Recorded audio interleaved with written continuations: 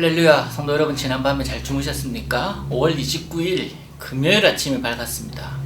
오늘도 하나님께서 주신 은혜 가운데 날마다 주신 사랑 가운데 머무시기를 우리 주님 이름으로 축복합니다. 자, 오늘은 고린도전서의 마지막 시간입니다. 고린도전서 16장 13절부터 마지막 절까지를 봉독하도록 하겠습니다. 깨어 믿음에 굳게 서서 남자답게 강건하라. 너희 모든 일을 사랑으로 행하라. 형제들아, 스데바나의 집은 곧 아가야의 첫 열매요 또 성도 섬기기로 작정한 줄을 너희가 아는지라. 내가 너희를 권하노니 이 같은 사람들과 또 함께 일하며 수고하는 모든 사람들에게 순종하라. 내가 스데바나와 브드나도와 아가이고가 온 것을 기뻐하노니 그들이 너희의 부족한 것을 채웠음이라. 그들이 나와 너희 마음을 시원하게 하였으니 그러므로 너희는 이런 사람들을 알아주라.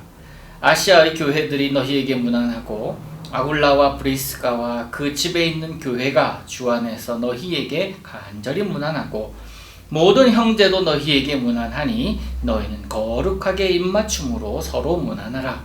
나 바울은 친필로 너희에게 문안하노니 만일 누구든지 주를 사랑하지 아니하면 저주를 받을지어다. 우리 주여 오시옵소서. 주 예수 그리스도의 은혜가 너희와 함께하고 나의 사랑이 그리스도 예수 안에서 너희 무리와 함께할지어다. 아멘. 이러면서 이제 고린도 교회에 보낸 첫 번째 편지가 마무리되었습니다.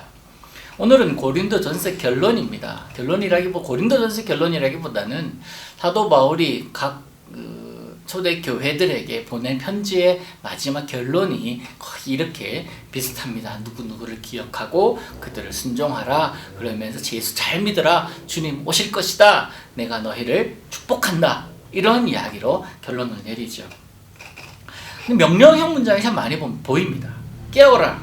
믿음에 굳게 서라. 강건하라. 사랑으로 행하라. 순종하라. 아주 다양하게 표현하고 있습니다. 바울은 이미 고린도 교인들에게 여러 차례에 걸쳐서 주님께서 다시 오실 것임을, 그리고 마지막 15장에서는 주님께서 다시 부활하셨음을, 그래서 우리도 따라서 부활될 것임을 기억하면서 선포하고 있었습니다. 예수님을 믿는 사람으로서 당당하게 살아가고 강하게 살아가고, 그러면서 그런 모든 것을 사랑으로 행하며 순종하며 살기를 당부하고 있습니다. 그러면서 또 선보는 것이 있는데요. 18절 이유를 보니까 뭐라고 하냐면, 그러므로 너희는 이런 사람들을 알아주라 하면서 사람들 이야기를 합니다. 17절에 나오는 어떤 사람들, 스데바나와 브드나도와 아가이고와 같은 사람들입니다. 이들은 고린도 교회에서 바울에게 보내는 편지를 가지고 온 사람들, 바울에게 찾아온 사람들이라고 할 수 있습니다. 또 스데반은 어떤 사람입니까? 고린도 교회를 책임지고 있는 핵심 그룹 중에 한 사람이고, 브드나도와 아가이고는 스데바나와 동행했던 그런 일행입니다.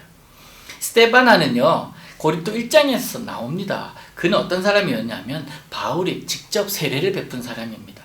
그리고 이 스데바나의 집을 아가야 지역, 그 지방의 첫 열매다라고 표현하고 있고, 성도 섬기기로 작정한 자다라고 상기시키고 있습니다. 처음에 제가 말씀드렸다시피 고린도 교회가 흔들리고 일치가 되지 못하고 분열된 원인은 여러 가지 이유가 있겠지만 교회 리더십의 약화라고도 볼 수가 있지 않았겠습니까? 지금도 그렇지만 교회는 지도자와 그 지도자의 리더십에 문제가 있을 때 어려움이 생기는 경우가 많습니다. 그래서 바울은 이를 기억하고 이에게 순종하고 이를 존중해줘라 라고 권면하고 있는 것입니다. 그러면서 내가 친필로 이렇게 쓰노니 친필로 고린도 전서를 마무리합니다. 어제와 오늘 본문 이 16장은요, 교회와 목회자와의 관계가 어떠해야 되는지를 깨달아 알게 해줍니다. 사도 바울은 그 교회를 잊지 않습니다. 그러면서 그 교회가 얼마나 복음으로 살아가기를 기대하고 그렇게 가르치고 그렇게 권면하고 있는지 모릅니다. 교회는 목회자가 전하는 복음과 이 말씀 위에 굳게 서야 하며, 교회는 서로 사랑할 줄 알아야 되고 화목해야 합니다. 교회 목회자 그리고 리더십의 입장에서는요, 당연히 교회를 사랑하는 마음 그리고 바른 교훈으로 섬기는 본을 보여주어야 되고, 교회 입장에서는 어떻게 됩니까? 그 권위를 순종하고 권위를 인정하고 그 말씀 위에 든든히 설 수 있도록 서로 권면해주고 서로 다독여주고 서로 위해주는 그런 모습이 있어야 되지 않겠습니까? 세상이 어떤 모습으로 교회에 다가오든지 간에 복음으로 이겨내고 극복하는 모습이 필요한 것 아닙니까? 사도 바울은 고린도 교회를 세운 자로서 또 고린도 교회를 날마다 생각하면서 기도하는 자로서 충분히 고린도 교회를 사랑하는 마음으로 이렇게 권면하고 있는 것입니다. 자, 이제 고린도 교회에 보낸 이 편지 최종적인 결론을 내려봅니다. 어떻게 내릴 수 있을까요? 1장부터 쭉 16장까지 이어져 왔는데 한번 생각해 보십시다. 고린도 전서가 왜 쓰여졌다고 했습니까? 고린도 교회에 나타나는 문제들을 사도 바울이 듣고 그 문제들을 해결하기 위해서 권면하고 때로는 나무라기도 하고 때로는 다독이기도 하고 제대로 된 교훈과 제대로 된 복음을 증거하고 있습니다. 분열과 타당 형성되는 것 그리고 교리와 여러 가지 일상에 관한 문제들을 하나하나 지적하고 올바른 방법으로 해결되기를 원하는 마음으로 사도 바울은 썼다고 말씀드렸습니다. 결국 이 바울 서신은요, 우리로 하여금 예수 믿는 자의 모습으로 가까이 그리고 변함없이 살아가기를 원하는 마음으로 권면하는 글이다라고 할 수 있습니다. 그래서요, 바울의 이 서신서를 보면서 내 모습 또 우리 교회의 모습을 볼 수 있어야 된다라고 말씀드렸잖아요. 치우치려 할 때, 곁길로 가려고 할 때, 복음을 기준으로 두고 다시 돌아올 수 있도록 이 바울 서신서는, 고린도전서는 우리에게 그 가이드로 또 매뉴얼로 우리에게 다가오고 있습니다. 나를 돌아보게 합니다. 나의 교회를 돌아보게 합니다. 그러면서 예수 잘 믿게, 바르게 믿게, 제대로 믿게 도와줍니다. 고린도 교회의 모습, 이 고린도 전서를 통해서 하나님의 마음을 알게 해주신 하나님께 감사를 드립니다. 근데 고린도 전서는요, 고린도 교회만 보낸 편지가 결코 아닙니다. 우리 교회, 우리 제일교회에도 하나님께서 고린도 전서를 통해서 말씀하신 줄로 믿습니다.